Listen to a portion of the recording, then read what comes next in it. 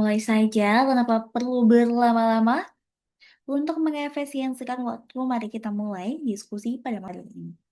Assalamualaikum warahmatullahi wabarakatuh. Om Swastiastu, Namo Buddhaya, salam kebajikan untuk kita semua.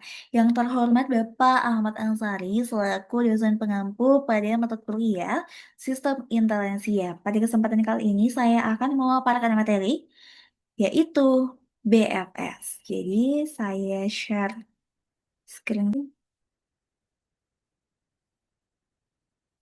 Oke, pada malam hari ini kita akan membahas tentang apa sih itu BFS dan judul materi pada malam hari ini adalah menjelajahi dunia sistem cerdas dengan Bird First Search. Jadi BFS itu adalah kepanjangan dari Bird First Search. Oke, kita mulai. Nah, teman-teman, pernah nggak sih teman-teman itu tersesat di labirin atau sedang bermain game males gitu dan bingung harus jalan kemana dulu. Nah, di case ini itu selalu dihadapkan oleh dua orang yang berbeda.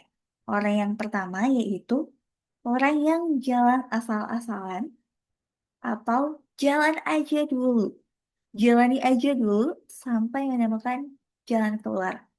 Atau tipe yang kedua, yaitu jalan yang teratur, yaitu orang yang membuat konsep, orang yang membuat strategi untuk menemukan jalan keluar.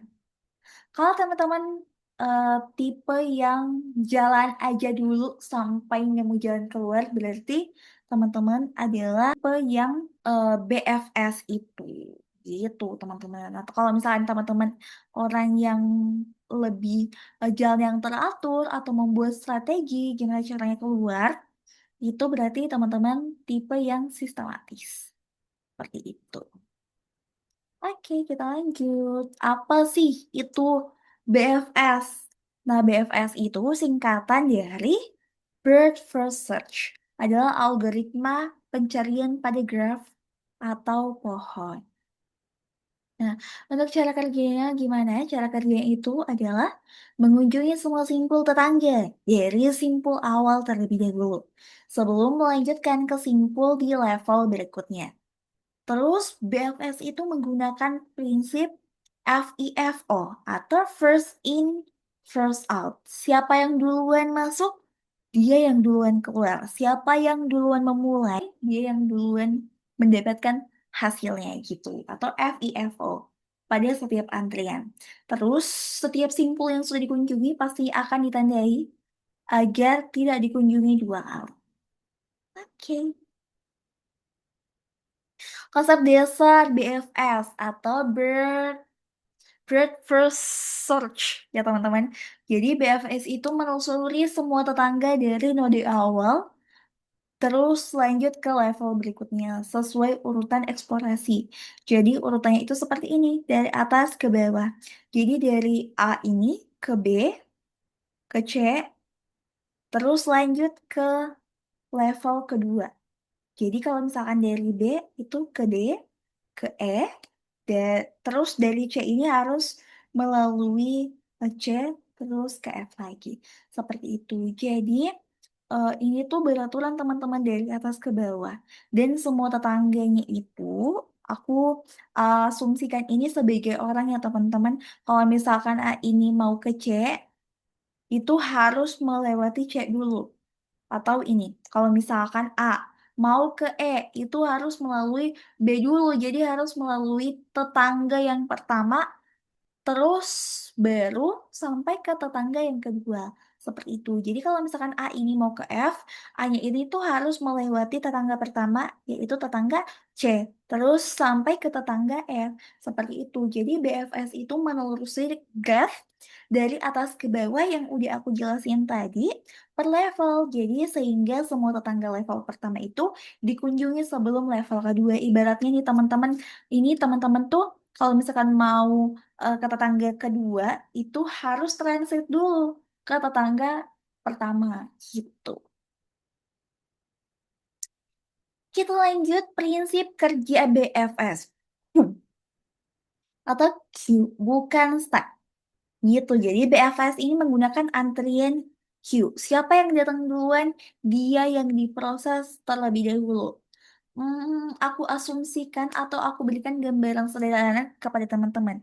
Jadi, contohnya itu seperti apa sih teman-teman? Contohnya itu seperti antrian di kantin nih. Siapa yang datang duluan, dia yang bakal dapat makanan terlebih dahulu. Seperti itu. Terus yang datang barusan itu gimana? Bakal dapat makanan nggak? Bakalan dapat makanan, tapi antri terlebih dahulu. Setelah orang pertama, orang kedua, orang ketiga, dan orang seterusnya mendapatkan makanan, baru teman-teman mendapatkan makanan gitu. Jadi kalau misalkan mau nyerobot, boleh nggak sih? Bisa, tapi mati. Maksudnya bisa, tapi harus antri dulu. Nggak boleh dong, teman-teman. Nggak etis dong kalau misalkan mau nyerobot antrian.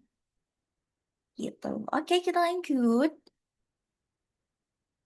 BFS dalam sistem cerdas navigasi robot. Maksudnya gimana? BFS itu banyak dipakai dalam sistem cerdas, teman-teman. Salah satunya dalam pathfinding.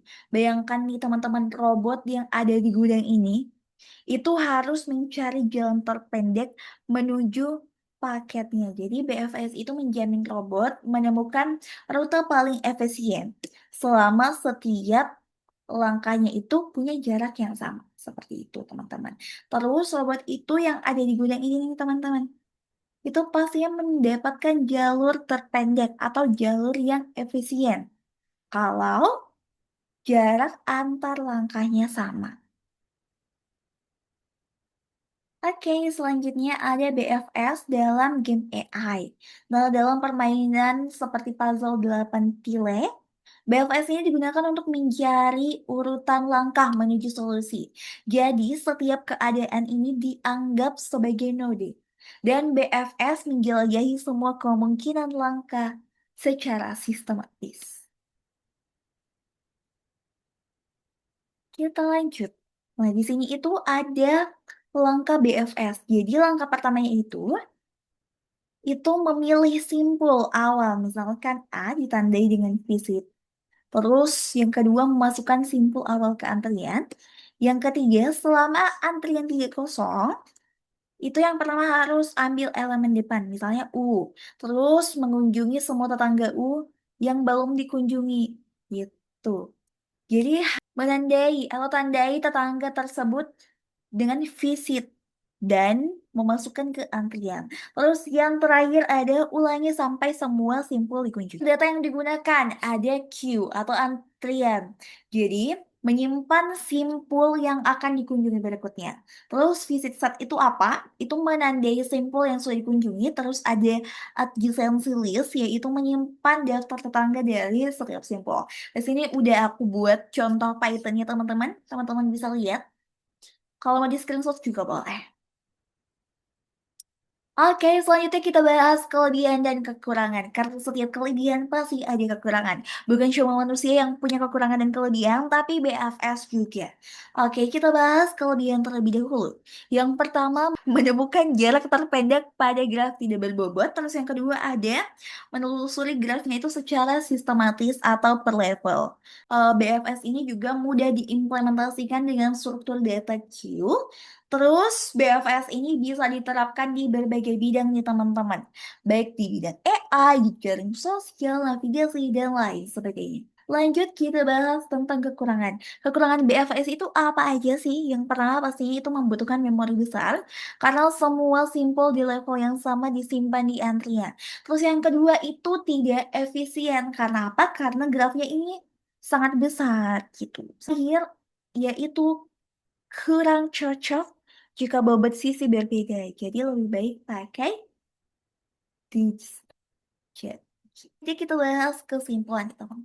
Kesimpulannya adalah BFS itu algoritma penelusurannya per level menggunakan Q atau FIFO. Kalau teman-teman masih ingat, FO itu adalah first in, first out. Yang datang duluan nih kalau berdasarkan contoh tadi, siapa yang datang duluan, dia yang mendapatkan makanan gitu. Jadi dia itu konsepnya seperti antrian gitu. Terus sangat berguna untuk shortest path graph dan tidak berbobot, mudah dipahami, dan sering digunakan di berbagai kasus nyata.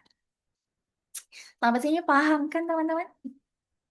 Oke, kita sudah ada di penghujung diskusi pada malam hari ini, yaitu dalam dunia sistem cerdas, kecepatan itu penting, tapi keteraturan berpikir itu jauh lebih penting.